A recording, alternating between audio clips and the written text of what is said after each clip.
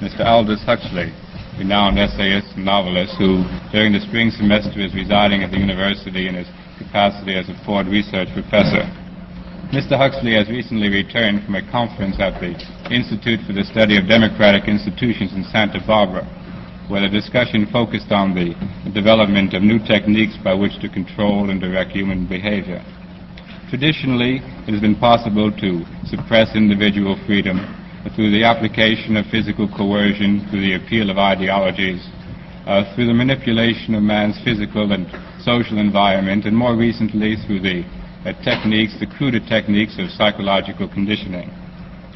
The ultimate revolution about which Mr. Huxley will speak today concerns itself with the development of new behavioral controls which operate directly upon the psychophysiological organisms of man, that is, the capacity to replace external constraint by internal compulsions.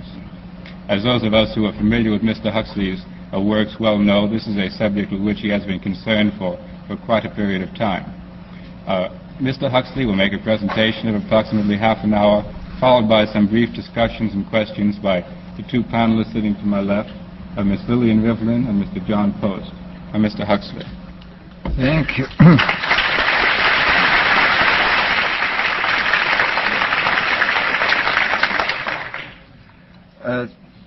First of all, I'd like to say that the conference at Santa Barbara was not directly concerned with the control of the mind. That was a conference, there have been two of them now at the University of California Medical Center in San Francisco.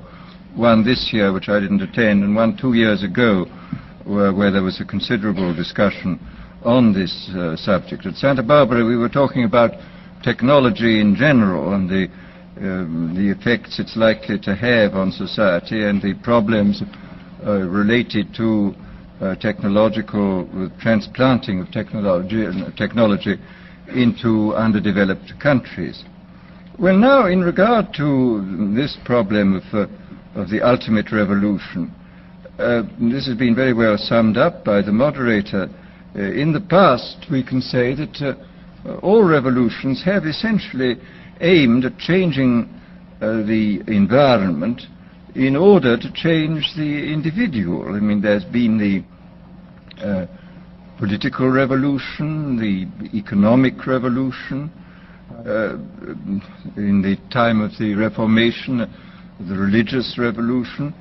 All these aimed, as I say, not directly at the human being, but at his surroundings, so that by modifying the surroundings you did achieve, at one remove, an effect upon the human being.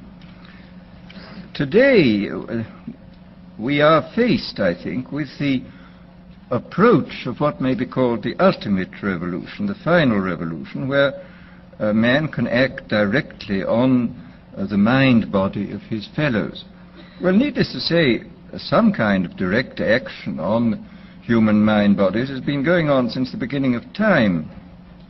But this has generally been of a violent nature. The techniques of terrorism have been known from time immemorial, and people have employed them with more or less ingenuity, sometimes with the utmost crudity, sometimes with a good deal of skill acquired by a process of trial and error, finding out what the best ways of using torture, imprisonment, constraints of various kinds. But as I think it was Metternich said many years ago, you can do everything with bayonets except sit on them. That if you are going to control any population for any length of time, you must have some measure of consent. It's exceedingly difficult to see how pure terrorism can function indefinitely. It can function for a fairly long time, but I think sooner or later you have to bring in an element of persuasion, an element of getting people to consent to what is happening to them. Well, it seems to me that the nature of the ultimate revolution with which we are now faced is precisely this, that we are in process of developing a whole series of techniques which will enable the controlling oligarchy, who have always existed and presumably always will exist, to get people actually to love their servitude. This is seems to me the ultimate in malevolent revolution, shall we say. And this is a problem which has interested me for many years, and about which I wrote 30 years ago a fable, The Brave New World, which is essentially the account of a society making use of all the devices at that time available, and some of the devices which I imagined to be possible, making use of them in order to, first of all, to standardize the population, to iron out inconvenient human differences, to create, so to say, mass-produced models of human beings arranged in some kind of a scientific caste system.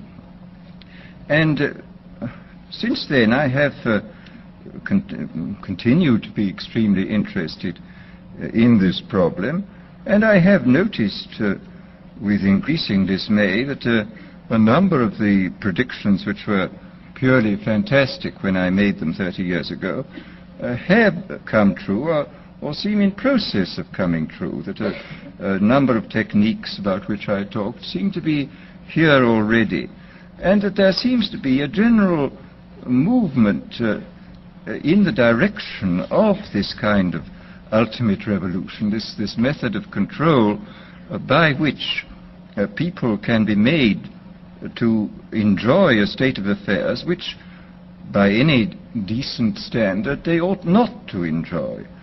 I mean the enjoyment of servitude. Well,